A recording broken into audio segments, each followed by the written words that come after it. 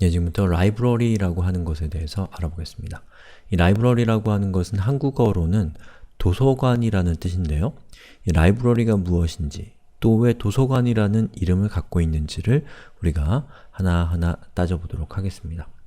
자, 지금까지 제가 수업을 통해서 여러분들에게 지속적으로, 반복적으로 강조했던 기술의 발전 방향이 무엇이었나요? 바로 중복의 제거였습니다. 그리고 이 중복을 통해서 우리가 얻을 수 있는 그 효과는 무엇이었나요?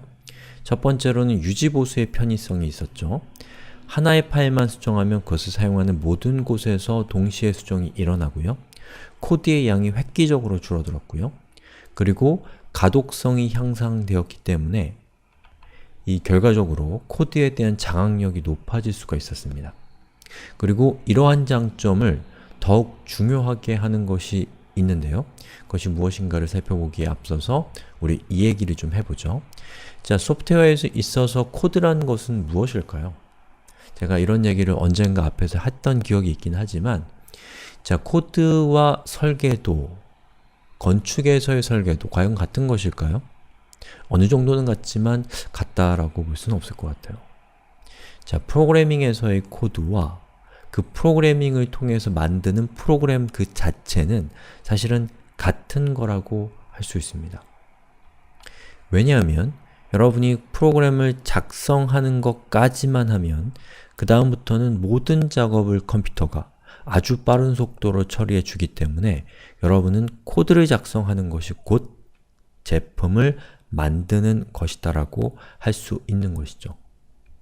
자, 그렇다면 그 코드 안에서 중복을 제거하고 중복을 제거함으로써 얻을 수 있는 여러가지 효과들은 곧 우리가 만들고 있는 소프트웨어라고 하는 그 제품 자체의 생산성을 향상하는 활동 자체라고 할 수가 있는 것이죠.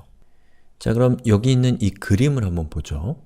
자, 여기 있는 이 그림들에서 붉은색으로 표시된 부분이 중복되는 코드라고 한번 생각해봐요. 그러면 우리는 이 중복을 이런 식으로 별도의 하나의 파일로 저 중복되는 코드를 빼서 각각의 개별적인 파일들이 또는 각각의 개별적인 로직들이 저 중복되는 로직을 가져다 씀으로써 중복을 해결할 수가 있었죠. 자, 그래서 여기 보시는 것처럼 이 중복을 제거한 이 로직들 입장에서, 이 코드들의 입장에서는 중복이 제거된 거라고 할 수가 있는 것이고, 그리고 이렇게 중복되어 있었던 이 코드, 그래서 단독 코드로 빠져나온 이것은 어떻게 보면은 자기 자신이 여러 로직에서 재사용되고 있는 것이라고도 할 수 있을 겁니다. 즉, 중복을 제거한다 라는 것과 그렇게 제거한 코드를 여러 곳에서 재사용한다 라는 것은 사실은 동전의 앞면같이 다른 듯 하지만 뗄래야 뗄 수 없는 관계에 있는 이야기라고 할 수 있는 것이죠. 우리는 중복을 제거함으로써 어떤 코드의 재사용성을 높일 수 있는 것이고 어떠한 코드를 재사용하는 걸 통해서 중복을 제거할 수 있게 되는 것이죠. 자, 우리 책 이야기를 좀 해볼게요. 자, 여기 있는 이렇게 생긴 책이 있습니다. 자, 그런데 집집마다 각자의 책장들이 있고 그 책장에 비슷비슷한 책들이 똑같이 놓여 있다 라고 한다면 이거는 집집마다 중복된 책을 가지고 있는 거라고 할 수가 있겠죠. 바로 이러한 문제를 완화하기 위해서 우리가 어떤 것을 만들고 사용하나요?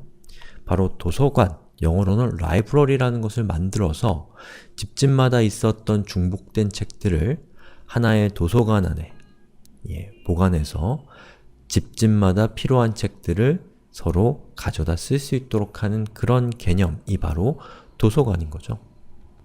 자, 프로그래밍에서 라이브러리라는 것은 이 도서관과 같은 의미라고 생각하시면 됩니다.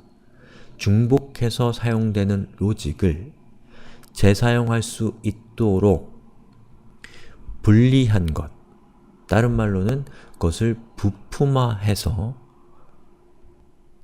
재사용할 수 있도록 하는 것이 바로 라이브러리라고 할 수가 있어요. 중복을 제거하는 과정에서 떨어져 나온 그것, 그 로직 하나를 우리는 부품이라고도 할 수 있고 또 다른 말로는 좀 유식하게는 모듈화라는 표현을 쓰기도 합니다. 그리고 바로 그러한 부품을 프로그래밍에서는 라이브러리라고 부르는 것이죠. 그래서 이 라이브러리는 하나의 프로젝트에서 여러 개의 파일이 또는 여러 개의 로직들이 이 라이브러리를 가져다 쓸 수도 있는 것이고요. 아니면 자기 혼자 쓰기 위해서 자신의 여러 가지 프로젝트에서 라이브러리를 만들어서 재사용할 수도 있는 것이고, 그리고 누구나 그 라이브러리를 가져다 쓸 수 있도록 완전히 퍼블릭하게 그 라이브러리를 공개하는 경우도 있는 것이죠. 자, 우리가 처음부터 모두를 위해서 라이브러리를 만들어서 공개하기는 어렵겠지만 필요에 의해서 자기 자신이 재사용하기 위해서 라이브러리를 만들 수도 있을 것이고, 그리고 무엇보다도 다른 사람이 만들어 놓은 잘 정리되어 있는 라이브러리를 사용해서 자신의 프로젝트의 생산성을 향상시키는 것, 굉장히 중요한 일이라고 할 수가 있겠습니다. 자, 다음 시간에는 우리가 직접 한번 아주 간단한 형태의 라이브러리를 만들어 보도록 하겠습니다.